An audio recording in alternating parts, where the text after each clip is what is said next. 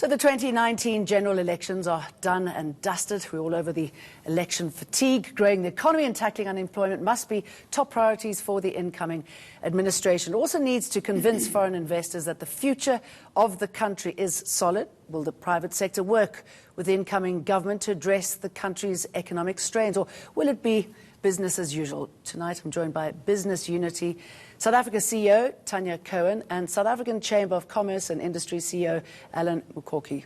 Very warm welcome to both of you.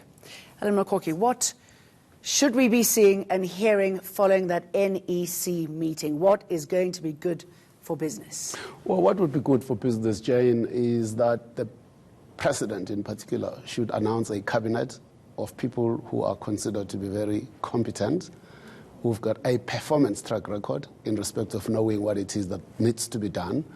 And I think that that is going to be a very, very big step for Ramaphosa. And as well as announcing the plan, in other words, we have very, very serious challenges in terms of unemployment, the issue of, people who are young and the women who are actually excluded from economic participation. That's a very, very big issue in respect of transformation.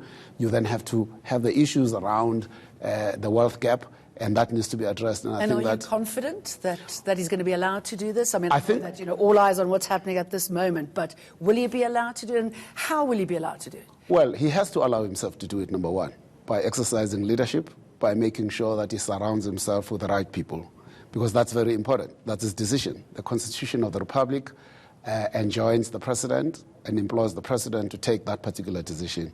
It's not that type of decision where you can actually outsource to other people. You need to take that decision because that's what the Constitution says and holds in respect of what the President should do.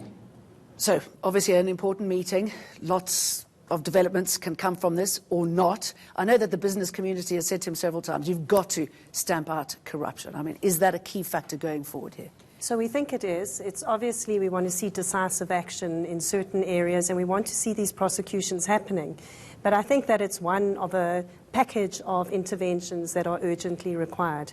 We want to see some clear progress in terms of state-owned enterprises. Sorry, before we get onto that, what if these prosecutions don't happen? What then? I think that we start to lose credibility. Some traction has been gained in the past few months around the commissions of inquiry.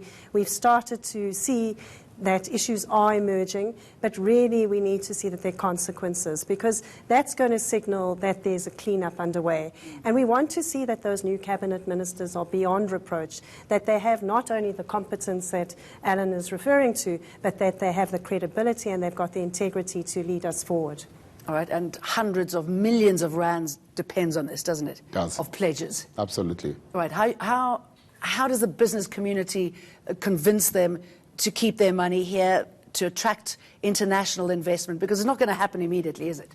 Well, we do need as well as business to come to the party. I think that it's very easy for us to be pointing fingers at government. Government must do this, Ramaphosa must do that. I don't necessarily think that the people in politics are generally far more well endowed with talent and skills than you have in the general society. I think that we do need to have a new South Africanism that says all of us need to step up and move forward and actually make a contribution, no matter how small that particular contribution is. So people standing up, the EFF, populist voices taking control, more seats in Parliament. What sort of impact do you think that's going to have on investment, nationalising banks, the land issue? So I think now is really the time that we need to see the leadership on the economy. Now is the time for the turnaround. And we're going to have to see decisive leadership from government, backed by the actions of Parliament, if we're going to achieve the changes that we need. So to build the investment confidence, we need to have action on the state-owned enterprises. We need to have far better alliance and in terms of coherence, in terms of the policy framework. We need to make sure that we get the public debt under control. So those are some of the issues that moving forward we think need very, very clear guidance. Because, I mean, Eskom is still the biggest contingent liability on the fiscus, isn't it? So what needs to be done differently, and can it be done differently? I think it can be done differently, but I think that we do need to have decisive action. And I think that we need to be able to say, when we say we've got a three-pronged strategy or we want to split Eskom into generation, transmission and distribution, we actually know that that is grounded in some serious logic. In other words, it's not just a statement or a sloganeering or anything of the sort.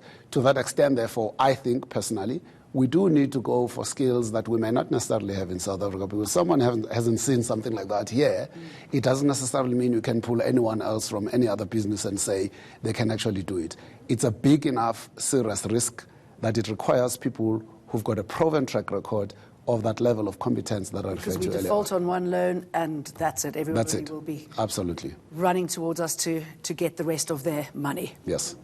So what next? What are we going to see? So we're going to quell these populist voices, which might put off the investors, or put it into a framework that works for everybody. How do we do that? So I think one of the things that we are suggesting from a business perspective is that we have a more structured engagement framework with the presidency, that we are able to contribute both our input but also support the implementation of key priorities for the economy, because that is one of the ways that we're going to shift ourselves forward. We think that balanced with a consultative approach, but also a very, very clearly targeted and delivery-orientated approach, that's really what we need. We need a plan that is going to take us forward and turn the economy around. Because the ratings agencies need to see pro-growth policies. Yes. Do we have those in place? I think that we do have the policies in place. The implementation has always been a problem. And I think that we do need to get to grips with the idea of even questioning our own decision-making up to date. In other words, it's very easy to get caught in that mindset that whatever it is that we've worked on up until now is actually okay, but you haven't actually tested it, and it's not necessarily delivering the results. So these things, to the extent of the question that you asked Tanya earlier on around what the EFF may do, we as business need to come with constructive, very clear ideas how we're going to resolve the issues of social justice. Because the very same ratings agencies are questioning the idea of inclusivity of the rest of society in economic participation in South Africa. So we can't always think that that is an issue that belongs to government and business can sit back and actually wait for what government can do or EFF can do. So we do need to address those issues and do so very, very, very urgently, because they're all business imperatives. Okay, well, I'd like to talk about what one economist says that business needs to do in order to push our investor confidence forward. Let's listen. Our economy, the president has been here for more than a year, 1.5 years.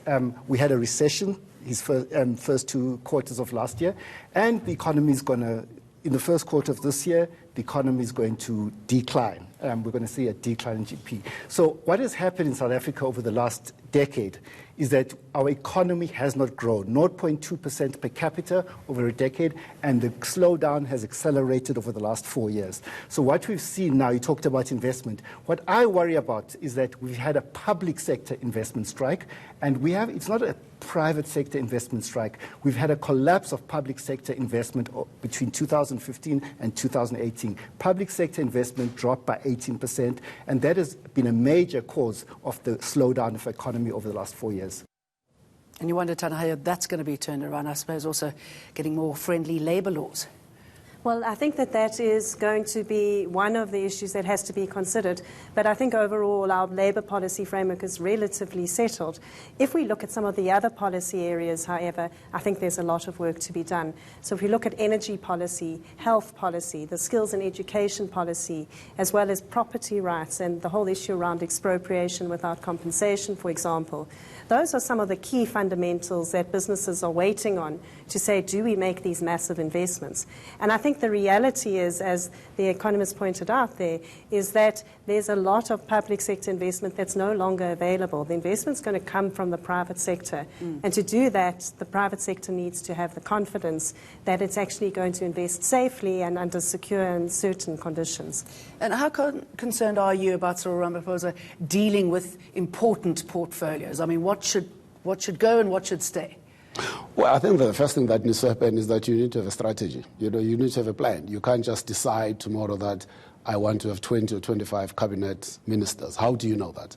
What is the basis of that resource allocation? A resource allocation is a function of your strategy. Your strategy is a function of your structure. So by the time you talk structure, it's because you have a plan that is very, very clear. I haven't heard what the plan is. So to the extent that people are commenting about how many cabinet ministers and which departments should do what, we need to have a plan first. This is a new government.